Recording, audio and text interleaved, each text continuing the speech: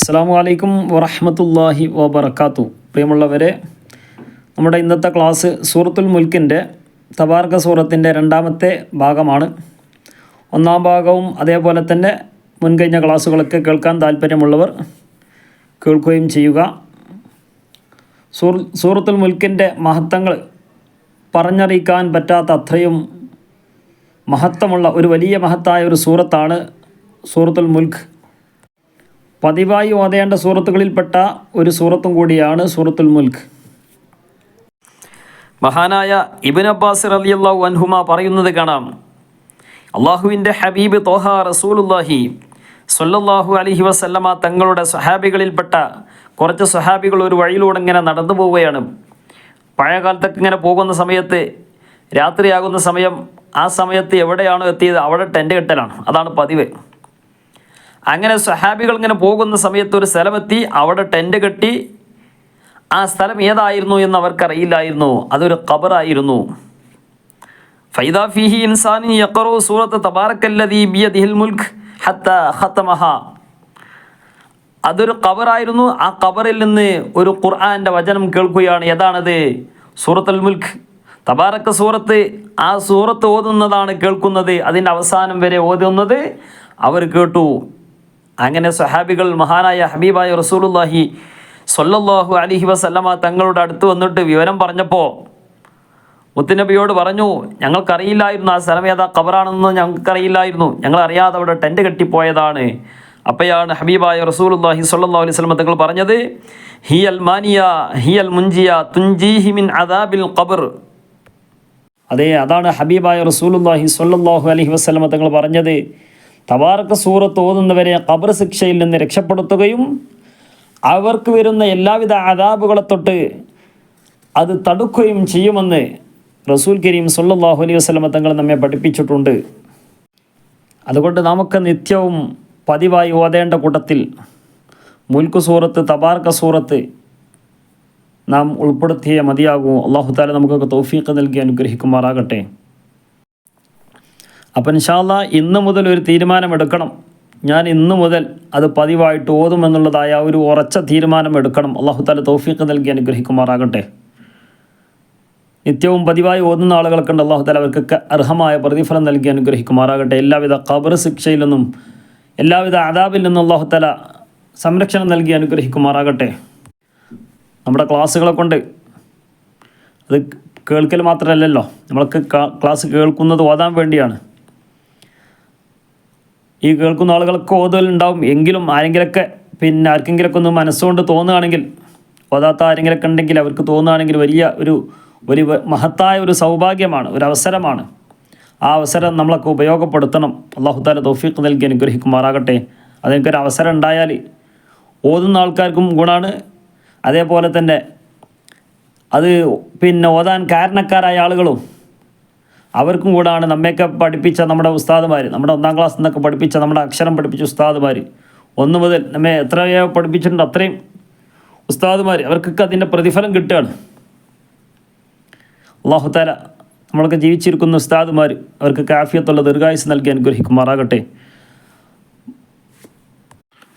മരണപ്പെട്ടവരുടെ ബർസഖിയായ ജീവിതം അല്ലാഹു തആല റാഹത്തിലും സന്തോഷത്തിലുമാക്കി കൊടുക്കുമാറാകട്ടെ. ഈ സംഭവം ആസ്പദമാക്കിക്കൊണ്ട് മഹത്തുക്കൾ പറയുന്നു, അല്ലാഹുവിൻ്റെ ഔലിയാക്കൾ, സ്വാലിഹീങ്ങൾ, ശുഹദാക്കൾ, അമ്പിയാക്കളൊക്കെ അവർ ഖബറിൽ അവരുടേതായ ബർസഖിയായ ലോകത്ത് അവർ ജീവിക്കുന്നവരാണ് എന്ന് മഹത്തുക്കൾ ഈ സംഭവം അടിസ്ഥാനമാക്കിക്കൊണ്ട് അവർ സ്ഥിരപ്പെടുത്തുന്നു. അല്ലാഹു തആല നമുക്കും അതിനൊക്കെ ഉള്ള സൗഭാഗ്യം നൽകി അനുഗ്രഹിക്കുമാറാകട്ടെ. അല്ലാഹു തആല നമുക്ക് സ്വർഗീയ ആരാമത്തിലേക്ക് ഒരുമിച്ച് കൂടാനുള്ള സൗഭാഗ്യം നൽകി അനുഗ്രഹിക്കുമാറാകട്ടെ. മഹത്തുക്കളായ അല്ലാഹുവിൻ്റെ ഇഷ്ടദാസന്മാരോട് ഒക്കെ ചോദിച്ചാൽ, ഈ ലോകത്തുനിന്ന് ബർസഖിയായ ലോകത്തേക്ക് പോയാൽ നിങ്ങൾക്ക് എന്താണ് ആഗ്രഹമെന്ന് ചോദിച്ചാൽ അവർ പറയും, ഞങ്ങൾക്ക് പരിശുദ്ധ ഖുർആൻ ഓതാനാണ് താല്പര്യം, ഞങ്ങൾക്കവിടെ നിസ്കരിക്കാനാണ് താല്പര്യം, മറ്റുള്ള ഇബാദത്തുകൾ ചെയ്യാനാണ് താല്പര്യം. അല്ലേ? നമുക്കൊക്കെ അതിലുണ്ട് മുന്തിരിത്തോട്ടവും റുമ്മാനും, രസമുള്ളതാ കദളിപ്പഴം തിന്നാനും. എനിക്ക് ഒരുപാട് സൗഭാഗ്യങ്ങൾ അവിടെ ഉണ്ട്. അതൊക്കെയാണ് നമ്മളൊക്കെ ആഗ്രഹിക്കുന്നത്. പക്ഷേ മഹാന്മാരൊക്കെ ആഗ്രഹിച്ചിരുന്നത് അവർക്ക് ഇബാദത്ത് ചെയ്യാനാണ്, അവരുടെ രസം അതാണ്. നമുക്കെന്താ വേണ്ടതെന്ന് വെച്ചാൽ നമ്മൾ ആദ്യം പറയും അങ്ങനത്തെ നമുക്ക് ഈ ഭൗതികമായ ഈ ലോകത്തുള്ള സുഖ സൗകര്യങ്ങൾ അതാണ് നമ്മൾ ആഗ്രഹിക്കുക. മഹാന്മാർ അവരൊക്കെ ആഗ്രഹിക്കുന്നത് അള്ളാഹ്ക്ക് ഇബാദത്ത്, അള്ളാഹുമായിട്ട് കൂടുതൽ ഇങ്ങനെ കണക്ഷൻ ഉണ്ടാക്കുക, അതാണ് അവർക്ക് ഏറ്റവും രസമുള്ള ഒരു കാര്യം. നമുക്കില്ലാതെ പോയൊരു സംഗതി ആ ഒരു രസമാണ്, ഇബാദത്തിലുള്ള രസം. അള്ളാഹു തആല നമുക്കൊക്കെ തൗഫീഖ് നൽകി അനുഗ്രഹിക്കുമാറാകട്ടെ. മഹാന്മാരോടുകൂടെ സ്വർഗീയ ആരാമത്തിലേക്ക് ഒരുമിച്ച് കൂടാനുള്ള സൗഭാഗ്യം അള്ളാഹു തആല നമുക്കും നമ്മോട് ബന്ധപ്പെട്ട നമ്മുടെ മാതാപിതാക്കൾ, കുടുംബക്കാർ, അയൽവാസികൾ, നാട്ടുകാർ, എല്ലാ മുഅ്മിനീങ്ങൾ മുഅ്മിനാത്തീങ്ങൾ എല്ലാവരെയും ഒരുമിച്ച് കൂട്ടി അനുഗ്രഹിക്കുമാറാകട്ടെ.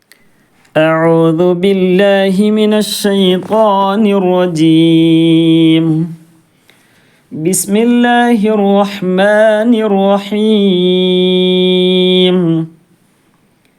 فاعترفوا بذنبهم فسحقا لأصحاب السعير. إن الذين يخشون ربهم بالغيب لهم مغفرة وأجر كبير.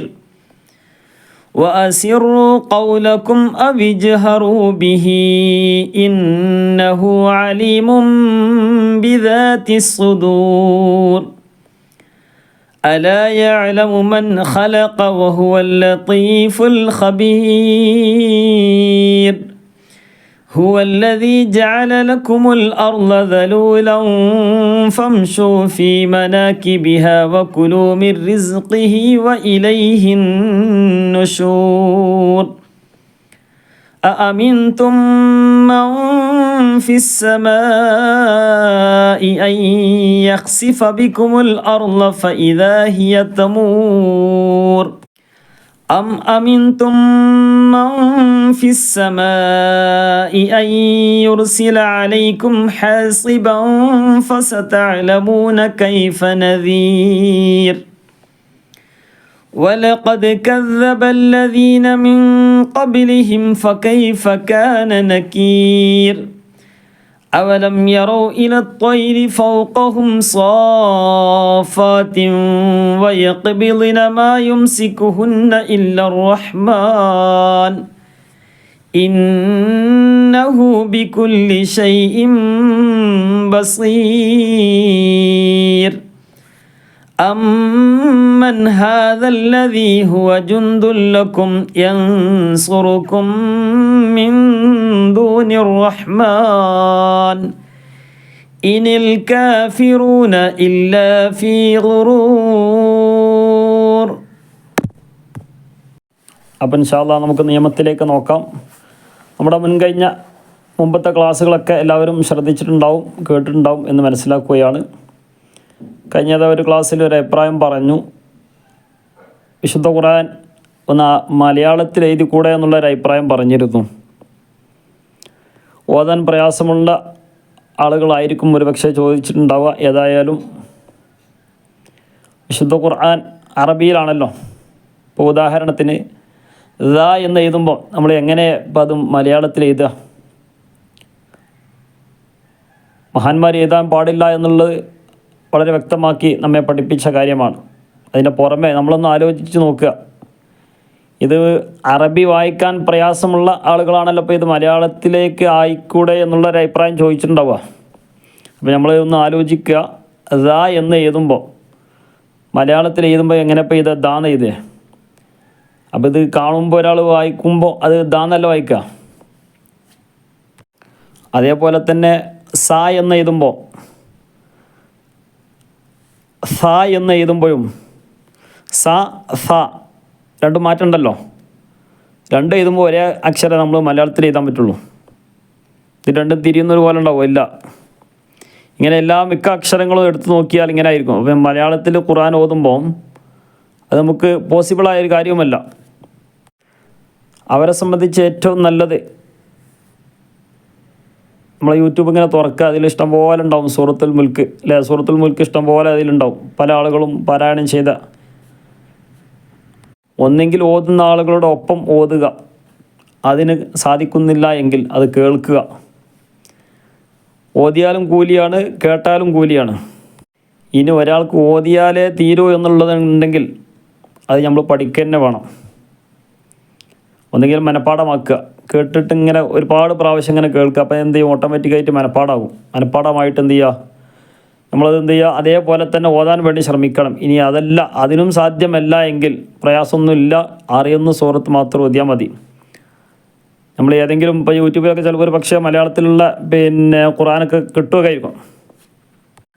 ഒരു കാരണവശാലും അത് നോക്കിയിട്ട് നമ്മൾ ഓതാൻ പാടില്ല. അറിയുന്ന സൂറത്തുൽ ഫാത്തിഹയോ അല്ലെങ്കിൽ ഖുൽ അഊദു ബിറബ്ബിൻ നാസോ, അറിയുന്ന ചെറിയ ചെറിയ സൂറത്തുകളോ യാസീനോ മറ്റുള്ള സൂറത്തുകളൊക്കെ അറിയുന്നുണ്ടെങ്കിൽ അറിയുന്ന സൂറത്തുകൾ മാത്രം ഓതിയാൽ മതി. നാം ഓതുന്നത് കൂലി ലഭിക്കാൻ വേണ്ടിയാണ്. മറിച്ച് നമ്മൾ ഈ ഒരു രൂപത്തിലൊക്കെ ഓതാൻ വേണ്ടി ശ്രമിക്കുമ്പോൾ നമ്മുടെ നിയ്യത്ത് നല്ലതാണെങ്കിലും നമ്മൾ മനസ്സിലാക്കേണ്ടത്, നമുക്കത് വായിക്കാൻ അറിയില്ലെങ്കിൽ, അറബി വായിക്കാൻ അറിയില്ലെങ്കിൽ ഒരു കാരണവശാലും നമുക്ക് വിശുദ്ധ ഖുർആൻ അതിൻ്റേതായ രൂപത്തിൽ ഓതാൻ സാധിക്കുകയില്ല എന്നുള്ളത് നമുക്ക് തന്നെ ഒന്ന് ചിന്തിച്ചാൽ തന്നെ മനസ്സിലാകും. ഏതായാലും ആ ചോദിച്ച ആൾ നല്ലൊരു ഉദ്ദേശം വെച്ചുകൊണ്ടാണ് ചോദിച്ചിട്ടുള്ളത്. കൂടുതൽ ഓതാൻ കഴിയട്ടെ എന്ന ഉദ്ദേശത്തോടു കൂടെ ആയിരിക്കും അല്ലാഹു തആല അവർക്കൊക്കെ ആ നിയ്യത്തനുസരിച്ചുള്ള എല്ലാ നിലക്കുള്ള കൂലിയും ഇനിയും ഇതുപോലെയുള്ള ധാരാളം ഖൈറായ കാര്യങ്ങൾക്ക് ചെയ്യാനുള്ള തൗഫീഖ് അല്ലാഹു തആല അവർക്കും നമുക്കും പ്രദാനം ചെയ്ത് അനുഗ്രഹിക്കുമാറാണ്. ബിസ്മില്ലാഹിർ റഹ്മാനിർ റഹീം. ഫഅതറഫു ബിദംബിഹിം. ഇവിടെ സുക്കൂനുള്ള നൂനിൻ്റെ ശേഷം ബ ആണ് വന്നിട്ടുള്ളത്. ബിദംബി അല്ലേ, ദൻ എന്നുള്ളത് നൂനാണ് വന്നിട്ടുള്ളത്. ആ നൂനിൻ്റെ ശേഷം ബ ആണ് വന്നിട്ടുള്ളത്. അതിൻ്റെ മുകളിൽ തന്നെ ഉണ്ട് ആ നൂനിനെ മറിച്ച് മീമാക്കണം അല്ലേ. ആ മീമ് മാറ്റമുണ്ട്. തായോട്ടാണ് അതിൻ്റെ വാലുള്ളത്, മീമിൻ്റെ വാലുള്ളത്. പിന്നെ വേറൊരു മീമുണ്ടല്ലോ അവിടെ നമ്മൾ വഖഫ് ചെയ്യണം എന്നുള്ള ഉദ്ദേശത്തിൽ അത് നേരെ നിവർന്ന ഒരു നേരെ പോകുന്ന ഒരു മീമുണ്ട്. ആ മീമല്ല, ഈ മീമുള്ളിടത്ത് ഇവിടെ എന്താണ്, ഈ നൂനിനെ മറിച്ച് തായോട്ട് പോയ മീമുണ്ടല്ലോ, ഈ നൂനിനെ മറിച്ച് മീമാക്കണം എന്നർത്ഥം. ബിദം അവിടെ എന്താണ്, ഇഖ്ലാബ്, നൂനിനെ മറിച്ച് മീമാക്കുക. അപ്പോൾ ഇഖ്ലാബ് ബിദംബിഹിം ഫസുഹ്ഖല്ലി. തൻവീൻ്റെ ശേഷം ഉച്ചരിക്കുന്ന അടുത്ത അക്ഷരം ലി എന്നുള്ളതാണ്. അപ്പോൾ ലാമാണ്. അപ്പോൾ തൻവീൻ്റെ ശേഷം ലാം വന്നാൽ ഇത് ഇദ്ഗാമും ബിലാഗുന്ന, നേരെ കൂട്ടി യോജിപ്പിക്കുക. അപ്പോൾ ഫസുഹ്ഖല്ലി, ഫസുഹ്ഖൻ എന്ന് പറയാതെ ഫസുഹ്ഖല്ലി അസ്ഹാബിസ് സഈർ. അവിടെ എന്ത് ചെയ്യണം? ഇദ്ഗാം ചെയ്ത് മണിക്കാൻ പാടില്ല. ഫസുഹ്ഖല്ലി എന്ന് പറയാൻ പാടില്ല. ഫസുഹ്ഖല്ലി അസ്ഹാബിസ് സഈർ. ഇദ്ഗാമും ബിലാഗുന്നയുടെ അക്ഷരം ലാമ് റാ, സുക്കൂനുള്ള നൂനിൻ്റെയോ തൻവീനിൻ്റെയോ ശേഷം സുക്കൂൻ ഉണ്ടാകട്ടെ ഉണ്ടാവാതിരിക്കട്ടെ, രണ്ടും സുക്കൂനുള്ള നൂനാന്ന് പറഞ്ഞു. ആ സുക്കൂനുള്ള നൂനിൻ്റെ ശേഷം അല്ലെങ്കിൽ തൻവീനിൻ്റെ ശേഷം ലാമോ റാഓ വന്നാൽ അവിടെ കൂട്ടി യോജിപ്പിച്ച് മണിക്കരുത്, മണിക്കാതെ കൂട്ടി യോജിപ്പിക്കണം എന്നർത്ഥം. നേരെ കൂട്ടി യോജിപ്പിച്ചാൽ മതി, മണിക്കരുത് എന്നർത്ഥം. ഇന്നല്ലദീന യഖ്ശൗന റബ്ബഹും. ഇന്ന അവിടെ ശദ്ദുള്ള നൂന് മീമൊക്കെ മണിക്കാൻ പറഞ്ഞിരുന്നു. ഇപ്പം നമ്മൾ ഒരുപാട് ക്ലാസ്സുകളൊക്കെ കഴിഞ്ഞല്ലോ, എല്ലാവരും കേട്ടിട്ടുണ്ടാവും. കേട്ട ആളുകളൊക്കെ പിന്നെ എന്താ ഇപ്പോൾ നമ്മളെ ഓത്തിലൊരു മാറ്റം ഉണ്ടോ ഇല്ലേ എന്നൊക്കെ എന്ത് ചെയ്യുക, ഒന്ന് അറിയിക്കുക. ഇന്നല്ലദീന യഖ്ശൗന റബ്ബഹും ബിൽ ഗൈബി. ഇവിടെ സുക്കൂനുള്ള മീമിൻ്റെ ശേഷം ബാ അല്ലേ, സുക്കൂനുള്ള മീമ്. അവിടെ മീമിന് സുക്കൂൻ ഇല്ല എങ്കിലും എന്താണ്, ഒന്നില്ലെങ്കിൽ പിന്നെ സുക്കൂനാണ്. അപ്പോൾ സുക്കൂനുള്ള മീമിൻ്റെ ശേഷം ബാ വന്നു, എന്താണ്, ഇഖ്ഫാണ്, സുക്കൂനുള്ള മീമാണ്, നൂനല്ല, സുക്കൂനുള്ള മീമിൻ്റെ ശേഷം ബാ. അപ്പോൾ എന്ത് ചെയ്യണം? റബ്ബഹും ബിൽ ഗൈബി ലഹുമ്മ. ഈ മീമിനെ അടുത്ത മീമിലേക്ക് ഇദ്ഗാം ചെയ്യാം അല്ലേ. ഇദ്ഗാം ചെയ്യാൻ പറഞ്ഞു അല്ലേ. സുക്കൂനുള്ള മീമിൻ്റെ ശേഷം മീം എന്നാൽ ഇദ്ഗാം കൂട്ടി യോജിപ്പിക്കണം. പിന്നെന്താണ്, മീമാണ്. അപ്പം എന്ത് ചെയ്യണം? മണിക്കുകയും വേണം. ലഹും മഗ്ഫിറത്തും വ തൻവീൻ്റെ ശേഷം വാവ് വന്നു, നൗമി, നൂന് വാവ് മീമ്. അപ്പം എന്ത് ചെയ്യണം? ഇദ്ഗാം ചെയ്യണം, പിന്നെ മണിക്കുകയും വേണം. മഗ്ഫിറത്തും വ അജ്റുൻ കബീർ. വ അജുറുങ്ക അല്ലേ, അവിടെ തെൻവീന് ശേഷം കാഫാണ്, ഇഖ്ഫ ചെയ്യണം. വ അജുറുൻ എന്ന് പറയാതെ വ അജുറുൻ എന്ന് പറയാതെ വ അജുറു എന്നുമല്ല, വ അജുറുൻ നേരെ എന്ത് ചെയ്യണം, ഇഖ്ഫാൻ്റെ കോലം പറഞ്ഞിരുന്നു. വ അജുറുൻ എന്ന് പറയുമ്പോൾ നാവിൻ്റെ തലഭാഗം മേലേ ഭാഗത്ത് തട്ടുന്നുണ്ടോ എന്ന് നോക്കുക, പരിശോധിക്കുക. വ അജുറുൻ മേലെ തട്ടുന്നുണ്ടല്ലോ അല്ലേ, അത് തട്ടാതെ അതിനടുത്ത് പോയി നിൽക്കുന്നൊരവസ്ഥ. വാജുറു നേരെ തട്ടിയാൽ പിന്നെന്തായി, അത് വ്യക്തമായി വെളിവായി, ആ തെൻവീന് വെളിവായി, അപ്പം എന്തായി, ഇൽഹാറായി മാറും. ഇൽഹാറാകാൻ പാടില്ല, ഇഖ്ഫാ. വാജുറു കബീർ. وأسروا قولكم أو اجهروا به إنه عليم بذات الصدور. قولكم അല്ലേ, അവിടെ എന്ത് ചെയ്യണം, ഇദ്ഹാർ ചെയ്യണം, വ്യക്തമാക്കണം. ഖൗലക്കും അവിജ്ഹറു ബിഹി ഇന്നഹു. ഈ ഹായിനെ നീട്ടാനുള്ള കാരണം കഴിഞ്ഞ ക്ലാസ്സിലൊക്കെ പറഞ്ഞിരുന്നു. ഈ ഹായിൻ്റെ തൊട്ട് മുമ്പേ ഉള്ള അക്ഷരം ബാഇന് കസറാണ്, അതിൻ്റെ ശേഷമുള്ള അക്ഷരം പിന്നെ അതിനും കസറാണ്. അപ്പോൾ മുമ്പത്തെ അക്ഷരമോ അതിന് ശേഷമുള്ള അക്ഷരത്തിനോ സുക്കൂന് ഉണ്ടെങ്കിൽ നീട്ടുകയില്ല എന്ന് പറഞ്ഞു. സുക്കൂൻ ഇല്ലാത്തത് കൊണ്ട് ഇവിടെ നീട്ടുന്നു, ചെറിയൊരു നിലക്ക് നീട്ടണം. പക്ഷേ ഇവിടെ ഹംസയാണെങ്കിൽ കൂടുതൽ ഒന്നും കൂടി നീട്ടേണ്ടി വരും, മദ് മുൻഫസിൽ വരും. അപ്പോൾ എന്ത് ചെയ്യണം, അവിജ്ഹറു ബിഹി ഇന്നഹു അലീമും. അവിടെ ഇന്നഹു എന്നുള്ളടത്ത് എന്താണ്, മുമ്പ് ഫത്ത്ഹാണ്, അതിന് ശേഷമുള്ള അക്ഷരം ഫത്ത്ഹാണ്. അപ്പോൾ എന്താണ്, സുക്കൂൻ ഇല്ല എന്നർത്ഥം, ചെറിയ നിലക്ക് നീട്ടണം. നേരത്തെ നീട്ടിയതുപോലെ നീട്ടാൻ പാടില്ല. ഈ ഹായിൻ്റെ ശേഷം ഐനായാണ് വന്നത്. അപ്പോൾ ഇന്നഹു അലീമും ബി, അലീമും ബി. അവിടെ നേരത്തെ പറഞ്ഞ മീമ് വന്നു, മീമ് വന്നല്ല. ആ മീമ് വരാൻ കാരണം അലീമുൻ എന്നാണ് അവിടെ ഉള്ളത്. ആ രണ്ട് തെൻവീനുള്ള ഒരു തെൻവീന് പിന്നെ മാറ്റിയിട്ട് അവിടെ മീമ് കൊടുത്തതെന്ന് മാത്രം. അതിൻ്റെ അർത്ഥം എന്താണ്, ആ തെൻവീനെ മാറ്റി മീമാക്കി മറിക്കണം എന്നർത്ഥം. അലീമും അലീമും അലീമും. മുൻ എന്ന് പറയാതെ മുൻ എന്നതിന് മും എന്നാക്കുക, മീമാക്കി മാറ്റുക, മും. അലീമും ബിദാതി സുദൂർ.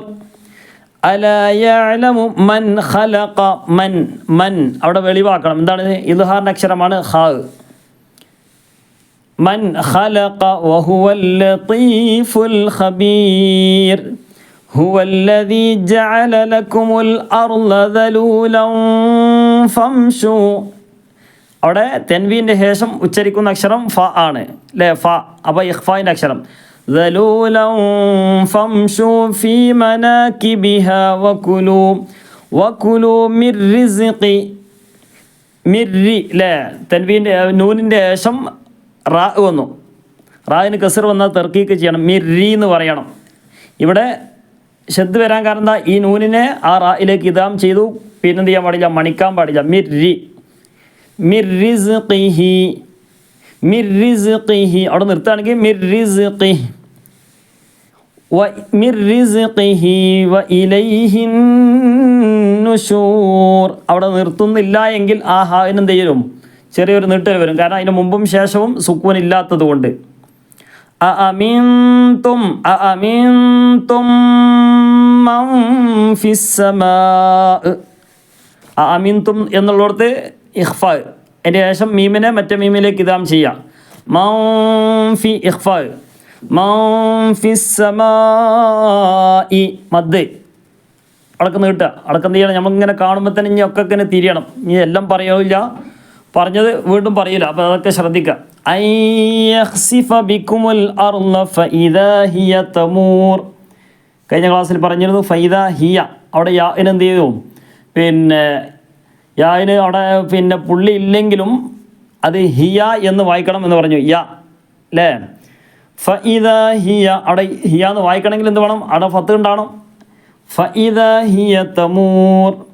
അം അമിൻതും മൻ ഫിസ്സമാഇ അയ്യുർസില. അയ്യു സുക്കൂന നൂൻ്റെ ശേഷം യാ വന്നു, ഇദ്ഗാമും ബിഗുന്ന കൂട്ടി യോജിപ്പിക്കുക, മണിക്കുക. അയ്യുർസില അലൈക്കും ഹാസിബൻ ഫസതഅലമൂന കൈഫ നദീർ.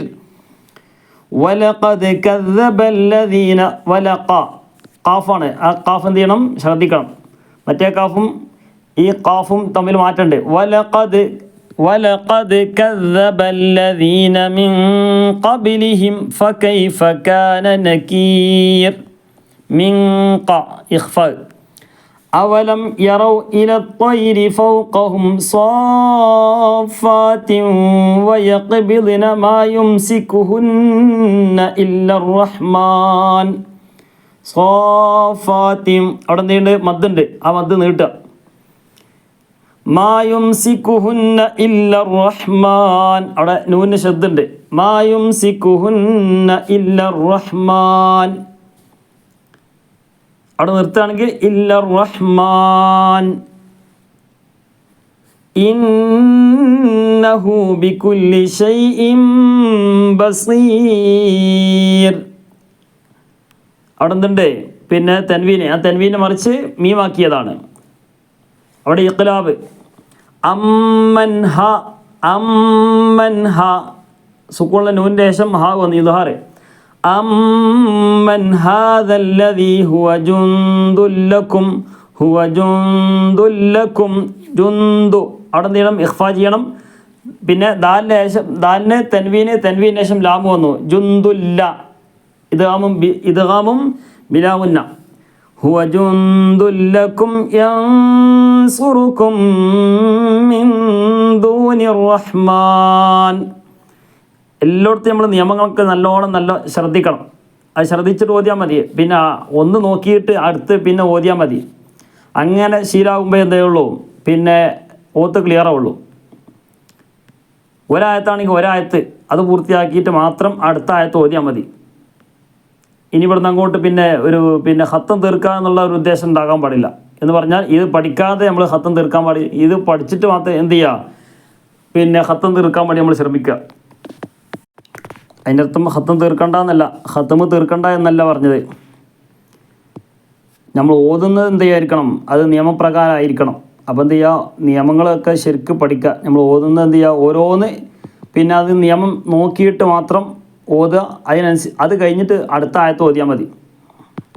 അപ്പോൾ ഇവിടെ എത്തി അമ്മൻ ഹാദല്ലദീ ഹുവ ജുന്ദുല്ലക്കും യൻസുറുക്കും മിൻ ദൂനിർ റഹ്മാൻ. യൻസുറുക്കും അല്ലേ, അവിടെ പിന്നെ അതിൻ്റെ ശേഷം മീമ്, ആ മീമിനെ മറ്റേ മീമിലേക്ക് ഇതാം ചെയ്യുക. യൻസുറുക്കും മിൻ ദൂനിർ റഹ്മാൻ ഇനിൽ കാഫിറൂന ഇല്ലാ ഫീ ഗുറൂർ. സദഖല്ലാഹ്.